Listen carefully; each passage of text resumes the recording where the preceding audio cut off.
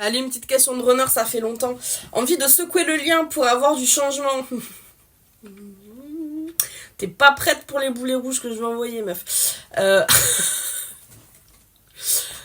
pourquoi question de runner? Parce qu'un cheeser, il aurait dit, mais à 100% sûr, il aurait dit envie de secouer le runner pour avoir du changement.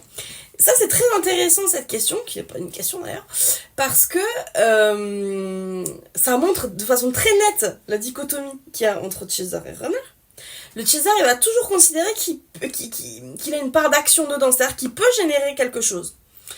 Le runner va toujours estimer, comment dire, qu'il faut qu'on agisse pour lui.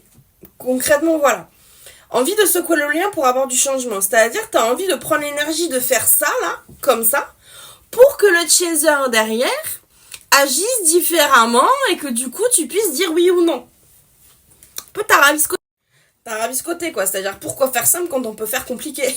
Le chaser, il te dirait, bah, si tu veux un changement, t'as qu'à générer le changement.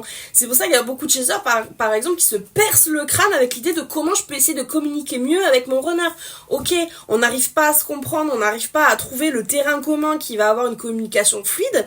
Ok, bah, c'est peut-être de ma faute aussi. Je vais essayer, la communication non violente. Je vais essayer être hyper optimiste, d'être hyper léger.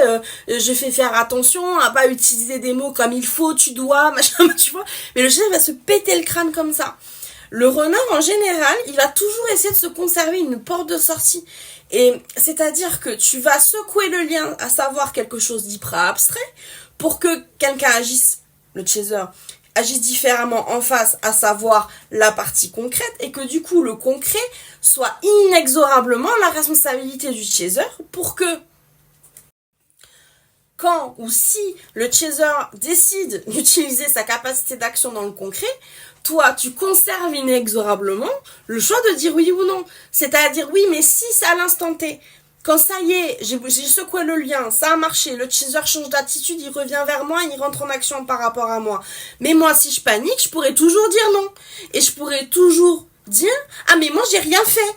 Parce que ce que t'as fait, c'est que t'as secoué le lien, à savoir quelque chose d'hyper abstrait, où c'est impossible pour le chaser de dire ok cher runner, ce jour-là, lundi 14 décembre, tu as dit à 16h12 que tu voulais secouer le lien. Il l'a pas, ce texto, le chaser. Du coup, il peut pas te le mettre dans la face. C'est pour ça que c'est pas aligné, parce qu'en gros, tu veux générer une action tout en étant irresponsable de l'action. Petit boulet rouge. Pou, pou, pou, pou, pou. Donc, je te le dis, ton chaser, ta chaser, elle ne bouge pas. Elle reste ferme sur ses positions. Parce que tant que tu sors pas de cette, de ce mindset de, il faut toujours que je me conserve une porte de sortie. Et si jamais je panique, et si jamais j'ai peur, il faut toujours mon issue de secours.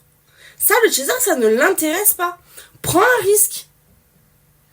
Prends un risque. C'est-à-dire que, si tu considères... Pourquoi il te faut une porte de sortie? Parce que tu considères toujours le chaser comme un risque. Tu vois ce que je veux dire? Donc, choisis-le, ce risque, tu vois. Mais consciemment, et prends la responsabilité de ça, de coucou, moi, runner, j'ai pris un risque. Point. Parce que la vérité du truc, c'est que ton chaser, c'est pas un risque. C'est toi qui le vois comme ça. Et t'es seul à le voir comme ça. C'est ton truc à toi. Ton chaser en face, ta chaser en face, je suis sûr de sûr qu'elle se pose pas le milliard de questions que tu te poses.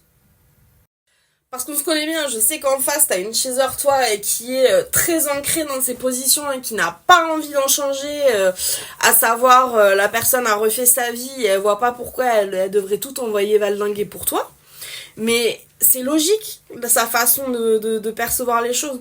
Pourquoi t'enverrais tout valdinguer pour quelqu'un qui considère toujours qu'elle est un risque dont il faut une issue de secours au cas où?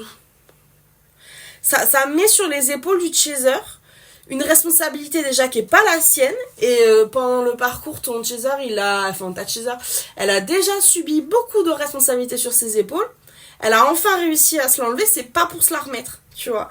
Donc c'est fondamental. Toi, t'es vraiment à une étape du parcours où c'est fondamental pour le runner de boxer cette question du risque. C'est-à-dire, pourquoi tu considères encore toujours le chaser comme un risque? Et si t'arrives pas à démordre de ça, Et c'est ok si t'es pas prêt à lâcher ça et qu'en termes de santé mentale, t'as toujours beaucoup d'angoisse par rapport aux questions amoureuses, aux questions de couple, comment tu te positionnes par rapport à l'autre. Y a pas de souci. Tu peux, enfin, j'ai envie de te dire permission de considérer l'autre encore comme un risque. Mais c'est le risque qu'il faut que tu prennes. Tu vois, c'est pas parce que toi t'as les pétoches et qu'il te faut une porte de sortie émotionnelle ou énergétique, peu importe, mais il y a quelque part dans ton énergie, il y a cette porte de sortie, elle existe, tu vois. Donc tant qu'elle existe, tant que tu l'as pas muré, cimenté, tout ce qu'il faut là, ton chaser en face il ne bougera pas. C'est-à-dire que tu peux, ça typiquement c'est une étape où les runners ils vont redoubler d'efforts, comme tu dis, secouer le lien, ils vont redoubler d'efforts mais pour user le lien mais jusqu'à la moelle. Et en face on va avoir un chaser qui entend toutes les manifestations que tu fais, tous les vœux, les souhaits que tu formules pour que ça bouge. Et je vais te dire un truc, ça ne fait que confirmer sa position, c'est-à-dire que elle doit le sentir que tu as envie de bouger par rapport au lien, mais ce qu'elle voit, c'est que t'es, en gros, qu'elle reçoit rien de concret, qu'il n'y a rien de cliné, que tout reste plus ou moins abstrait avec des issues de secours, et que par contre tu donnes tout ce que tu as dans le spirituel, et que du coup, ouais, potentiellement, elle est peut-être même harcelée de signes, hein.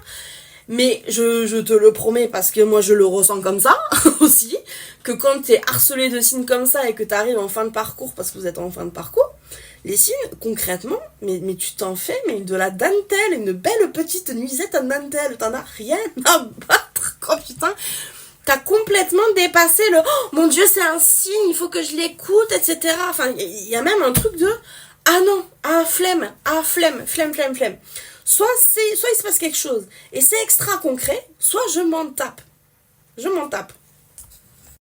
Et c'est très clair aussi que le truc extra concret, il viendra pas de toi. Enfin, de toi en tant que chaser. Il viendra du runner qui, lui, le chaser, il a très bien compris que si ça se passe comme ça, si le setup il est comme ça, c'est parce qu'en face, le runner, il est toujours en train de cheminer.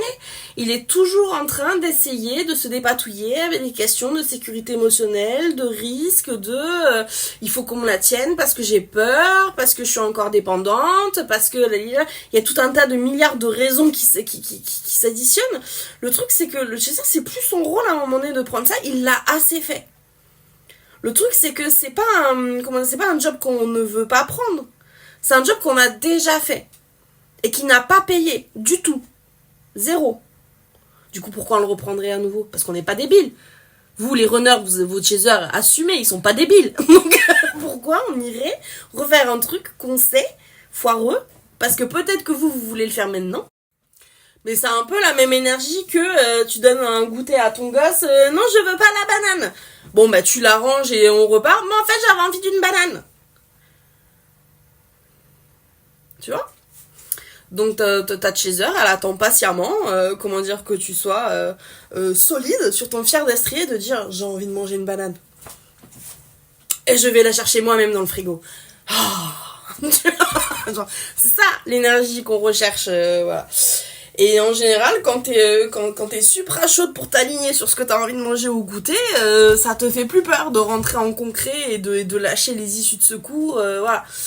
L'issue de secours émotionnel, elle ne marchera jamais dans le parcours FJ, jamais ever.